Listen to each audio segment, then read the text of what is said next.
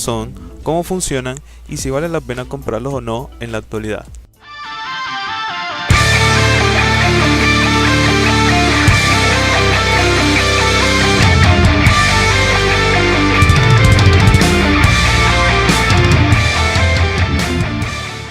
En este tema vamos a tratar varios puntos interesantes en lo que tiene que ver con los procesadores APU y todo lo referente a ellos.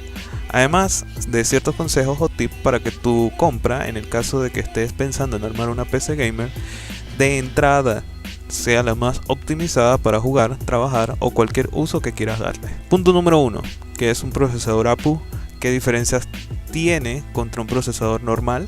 En primer lugar, debemos pensar que un APU proviene de las siglas en inglés Accelerated Processor Unit, es decir, unidad de procesamiento acelerado. Esta es una tecnología que implementó AMD a comienzos de 2009, con el propósito de ponerse a la par y atacar con contundencia el mercado de los procesadores Intel i3, i5 e i7. Como algunos sabemos, tienen características similares a la de los APU. En este caso, cuando llamamos unidad de procesamiento acelerado, proviene de la idea de unir un procesador discreto en conjunto de un procesador gráfico o acelerador gráfico. Algo así como una tarjeta de video integrada en el mismo chip. Sin embargo, a estos chips integrados en el mismo encapsulado no podemos llamarlas tarjetas gráficas, sino en todo caso gráficos integrados, ya que lo que unen es una gran parte de gráficos y una gran parte de procesamiento en el mismo chip de silicio.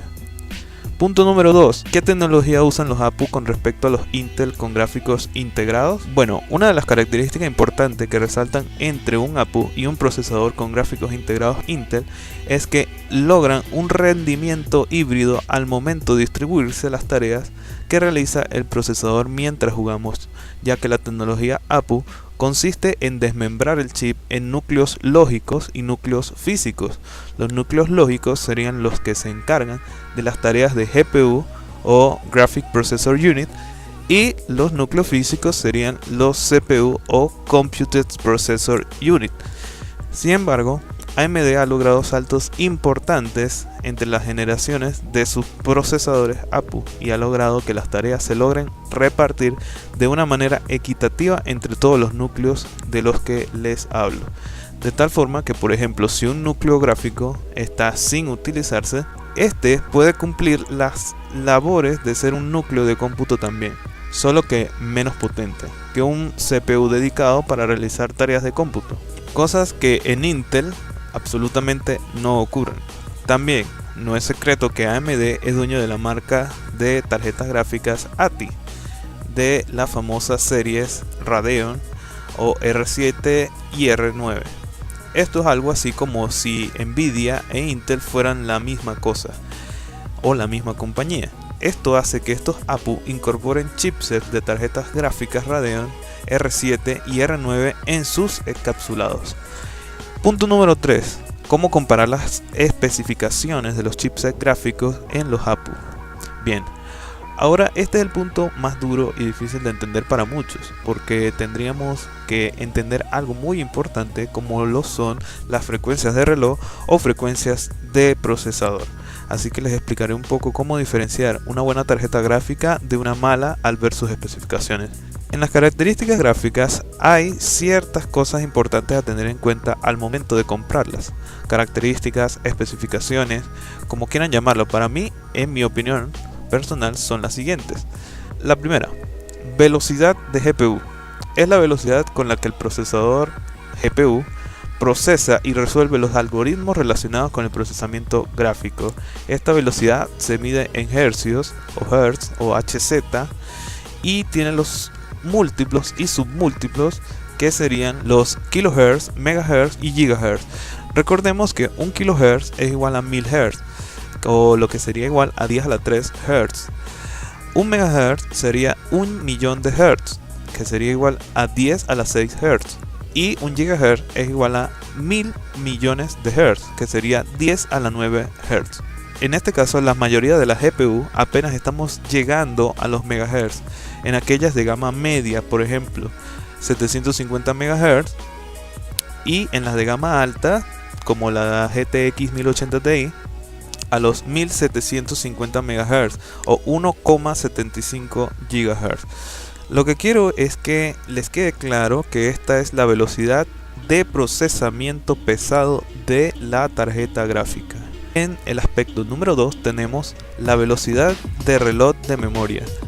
Como algunos ya sabemos, existen diferentes tipos de tarjeta que se logran clasificar en lo que denominan como DDR1, DDR2, DDR3, DDR5, DDR5X o HMB. Esto no es más que el tipo de memoria que están usando estas tarjetas. Esto consiste en la velocidad en hercios a la cual puede llenarse la capacidad de la memoria de la tarjeta, aquello que conocemos como megabytes o gigabytes. Aquí es cuando a los que no lo sabían les rompo un mito sobre las tarjetas gráficas. No es mejor una tarjeta gráfica que tenga más memoria, sino mayor velocidad de reloj de memoria, obviamente en este aspecto. Ya que si tienes una tarjeta que tenga 1000 GB de memoria, ojo, 1000 GB es una memoria enorme, pero tienes una velocidad de reloj de 30 Hz, las memorias no te servirán para absolutamente nada, ya que la memoria se llenará, pero no podrá distribuir los datos con mayor velocidad, es decir, no tiene la misma capacidad de llenarse una vez con 1000 GHz y luego soltar rápidamente esos 1000 GHz para ser usados en juegos o algún procesamiento gráfico. Y esto en el caso de las tarjetas gráficas es fatal porque no logras obtener una buena cantidad de FPS o frame per second ideal, y traducido al español cotidiano pues se verá lagueado el juego. En el aspecto 3, la velocidad de reloj de núcleo. Si bien ya sabemos que la GPU es como la CPU, pero de gráficos, tenemos que recordar que la CPU existen ciertos tipos o modelos de acuerdo a su cantidad de núcleos. Esto puede ser un dual core, un quad core, un 6 core, un octa core o lo que venga. Y en las GPU también tenemos una cantidad de núcleos un poco más grande, ya que a eso lo llamamos en el caso de Nvidia núcleos CUDA y en el caso de Radeon lo llamamos Stream Processor. Sencillamente son dos maneras diferentes de llamar a la misma cosa. Técnicamente son muchísimos núcleos o subprocesos que se encargan de las labores gráficas simultáneamente. Obviamente, entre más núcleos mejor.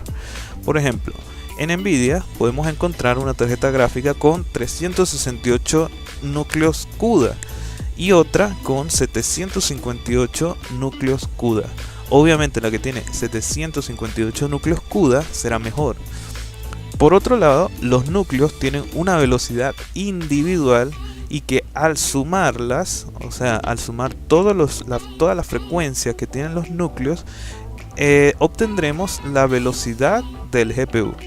En este aspecto número 1, ya lo habíamos nombrado, pero ¿cuál es la diferencia entre una tarjeta que tenga 386 núcleos CUDA y 1050 MHz de velocidad de GPU contra otra que tenga 758 CUDA cores o núcleos CUDA y 1050 MHz de velocidad de GPU?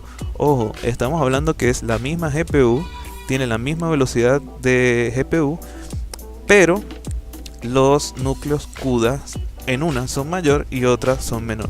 Pues sencillamente la que tenga más núcleos CUDA o subprocesos, porque es como que puede repartir mejor las tareas de procesamiento gráfico pesado entre todos los núcleos CUDA. A esto me refiero con procesamiento pesado, bueno, cantidad de texturas, teselaciones, píxeles, con otra cantidad de núcleos, etc. Ahora vamos a hablar de los APU. En este caso, los APU, cada una de esas velocidades pueden ser establecidas bien sea por el usuario mediante overclock o depende de las características de la memoria RAM, y otros valores son estáticos ya que dependen del modelo de chip gráfico que posea nuestro procesador. Así tendremos, por ejemplo, la velocidad de la GPU depende directamente del modelo de chipset gráfico montado en el encapsulado del procesador, pero ojo, esta puede ser fijada por el usuario mediante el overclock en la BIOS. Obviamente el límite seguro hasta el cual podamos llevar a nuestra PC dependerá de las temperaturas que manejemos, del tipo de refrigeración que tengamos al procesador y de las temperaturas máximas admisibles o permitidas por el fabricante. Así que no se asusten al escuchar la palabra overclock. pero eso es tema de otro costal, entonces eso lo hablaremos en otro tema sobre overclock. Otro de los aspectos importantes también en la escogencia de una GPU es la velocidad de memoria. Esta velocidad en los APU depende directamente de la velocidad de las memorias RAM, y además de estas dependerá la capacidad de memoria que podamos asignarle. ¿Cómo trabaja esto? Bueno, sencillamente la memoria RAM será compartida y asignable por el usuario desde la BIOS. Es decir, si tienes 8 GB de RAM, puedes mediante la BIOS asignarle a la tarjeta de video, por ejemplo, 2 GB de VRAM y quedarte para el sistema con 6 GB. Sin embargo, como les decía anteriormente, esto también se va a ver afectado por la velocidad de las memorias. Por ejemplo, si estás trabajando unas memorias RAM en Dual Channel y las memorias tienen una velocidad de 1600 MHz, lo divides sencillamente entre 2 por lo del Dual Channel y dará una velocidad de memoria de 800 MHz. Normalmente las tarjetas madre de APU soportan hasta un máximo de 2400 MHz con overclock en las RAM, lo cual normalmente es seguro y estable. Esto nos daría como resultado una velocidad de memoria de 1200 MHz en Dual Channel. Bastante bien, ya que para una gráfica integrada, y que por ejemplo si la comparamos con una gráfica dedicada o una tarjeta gráfica física, o por lo menos una Nvidia GTX 530 que tiene una interfaz de memoria DDR3, esta va a 864 MHz. Prácticamente le da una patada esta tarjeta gráfica integrada a la dedicada de Nvidia, lo cual es digno de poner sobre el tapete al momento de comprar. Otro aspecto sería la velocidad de núcleo. Como vimos anteriormente, no importará tanto la velocidad de núcleo de la gráfica, ya que la velocidad que maneja cada núcleo individualmente es despreciable, pero sí nos va a importar la cantidad de núcleos que tenga la GPU.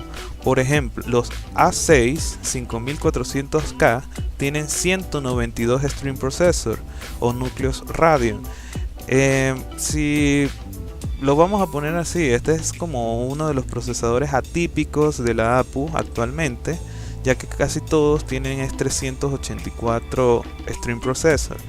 Pero en este caso con unas velocidades de GPU bases supuestamente a 720 MHz, y la gama de los A8 y los A10 tienen en su mayoría, como les decía, 384 stream processor a velocidades de GPU de 800 MHz. ¿Cuál es mejor? Pues obviamente la que tiene mayor cantidad de núcleos, ya que la velocidad de la GPU depende del usuario al hacerle overclock. Es decir, no nos va a importar si en la cajita sale y nos dice que tiene 720 MHz o 800 MHz de GPU, porque esto se puede incluso arrancar haciéndole un overclock, para que tengan una idea, hasta los 1086 MHz, seguramente inclusive hasta con un overclock de 24 horas y 7 días a la semana. Punto número 4. Costo, rendimiento y beneficio. Bien, una de las características especiales de estos procesadores APU es su bajo costo. Son muy buenos para un gamer de entrada, es decir, alguien que quiera jugar LOL, Overwatch, Paladin, algunos juegos actuales pero resoluciones no muy altas. Nos tenemos que olvidar completamente del 1080p. Yo diría que como máximo jugar a 900p, y eso exprimiendo todo al máximo. Si bien es cierto que nos dará un rendimiento mejor que en algunas consolas como PlayStation 3 o Xbox 360, ya que manejamos algunos juegos actuales como Battlefield 4 a 720p, con todo en ultra a 50 fps es técnicamente impresionante. Lo que sí se puede asegurar es que te dará un rendimiento muy parecido a una consola, llámese PlayStation 3 o Xbox 360, y por un costo muy económico. Ahora, mis recomendaciones. El tip número